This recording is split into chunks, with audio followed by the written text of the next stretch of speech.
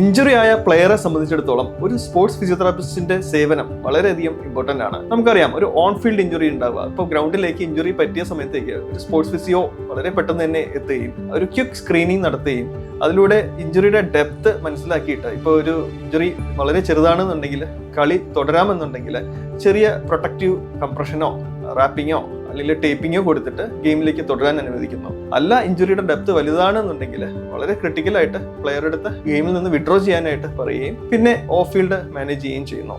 ഇപ്പോൾ ഒരു of field management ആണെങ്കിൽ, ഇപ്പം ഒരു ക്ലിനിക്കിലേക്ക് വരുന്ന ഇഞ്ചുർഡ് ആയ പ്ലെയറിനെ നമുക്കിപ്പോൾ വളരെ വ്യക്തമായിട്ട് സ്ക്രീൻ ചെയ്തിട്ട് ഇഞ്ചുറിയുടെ റീസൺ എന്താണെന്ന് റൂട്ട് കോസ് മനസ്സിലാക്കി, അതിപ്പോൾ ഒരു റോങ് ടെക്നിക്ക് ആവാം, അല്ലെങ്കിൽ നമ്മൾ ഉപയോഗിച്ച ഗാഡ്ജറ്റ്സിന്റെ പ്രശ്നമാകാം, അല്ലെങ്കിൽ എന്തെങ്കിലും ബയോമെക്കാനിക്കൽ ഇഷ്യൂസ് ആവാം, അതും അല്ലാന്നുണ്ടെങ്കിൽ പ്ലെയറിന്റെ ഫിറ്റ്നസ് ലെവലാവാം. ഇതെല്ലാം കൊണ്ടും ഇഞ്ചുറി പ്രൊലോങ് ആയിട്ടുണ്ടാവാം.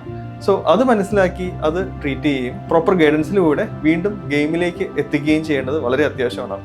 ഒരു ഇഞ്ചേർഡ് ആയ പ്ലെയറെ സംബന്ധിച്ചിടത്തോളം ഇത് പ്രോപ്പറായിട്ട് പോയില്ല എന്നുണ്ടെങ്കിൽ അവരുടെ കരിയറിനെ തന്നെ ഇത് അഫക്ട് ചെയ്യാം.